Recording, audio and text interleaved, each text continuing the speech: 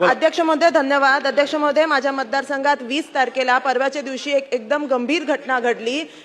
विलास नवनाथ घुले या नावाचा एक मनुष्याचा मर्डर हा माझ्या मतदारसंघात झाला। ही सगळी जी प्रकरण आहे हे सीसीटीव्ही वरती दिसलेलं होतं। 9 आरोपी होते आणि त्या 9 आरोपी मध्ये फक्त 3 लोकांना अटक झाली आहे, बाकींची अजून अटक झालेली नाहीये। अध्यक्ष महोदय, माझ्या मतदारसंघातल्या सगळ्या म्हणजे लोकांमध्ये तीव्र संताप असा निर्माण झालेला आहे। ही एकदम चुकीची गोष्ट आहे, असं हे घडलं नव्हतं पाहिजे। ज्या लोकांनी ही मर्डर केलेला आहे या सगळ्यांवरती कायदेशीर कारवाई झालेली पाहिजे।